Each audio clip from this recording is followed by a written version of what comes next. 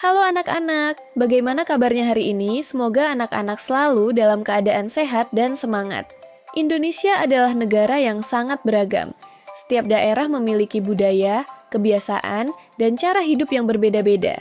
Anak-anak, apa saja yang menyebabkan terjadinya keragaman di Indonesia? Yuk, kita pelajari bersama faktor-faktor penyebab keragaman di Indonesia. Indonesia merupakan negara yang memiliki beragam suku bangsa, bahasa daerah, agama, serta budaya. Keragaman ini menjadi ciri khas dan kekayaan bangsa Indonesia yang harus dijaga dan dihargai oleh seluruh masyarakat. Keragaman adalah keadaan di mana terdapat perbedaan dalam kehidupan masyarakat, seperti perbedaan suku, agama, bahasa, dan budaya. Keragaman budaya menunjukkan adanya berbagai macam budaya yang hidup dan berkembang di suatu wilayah masyarakat. Keragaman seperti itu ada di banyak daerah di Indonesia. Nah, sekarang mari kita pelajari bersama faktor penyebab keragaman di Indonesia. Yang pertama, karena Indonesia berbentuk negara kepulauan, sehingga setiap daerah berkembang dengan budaya yang berbeda. Contohnya, masyarakat di Bali memiliki budaya adat dan upacara keagamaan yang khas. Sementara itu, masyarakat di Jawa memiliki tradisi seperti wayang dan batik. Karena terpisah oleh laut dan pulau, setiap daerah mengembangkan budayanya sendiri. Letak geografis Indonesia yang strategis menyebabkan masuknya pengaruh budaya asing. Indonesia terletak di jalur perdagangan dunia. Letak geografis yang strategis ini menyebabkan banyak budaya asing masuk ke Indonesia.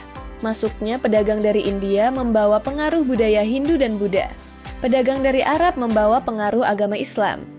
Pengaruh budaya Eropa dapat dilihat pada bangunan dan sistem pendidikan. Budaya asing yang masuk kemudian berpadu dengan budaya lokal.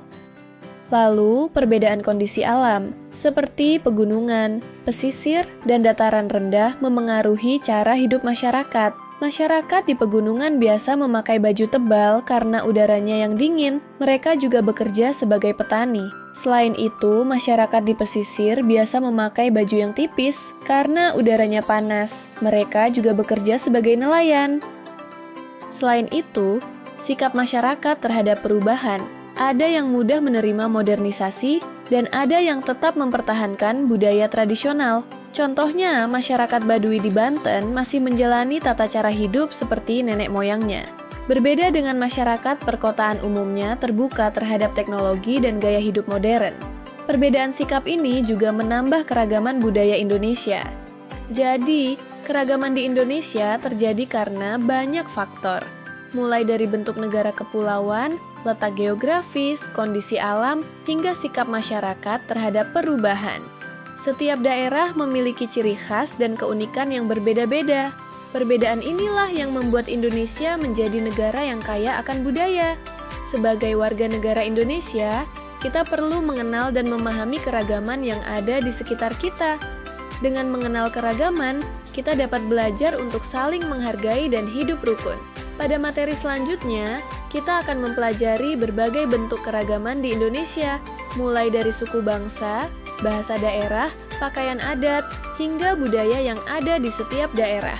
Yuk, lanjutkan belajar agar semakin bangga menjadi bagian dari Indonesia.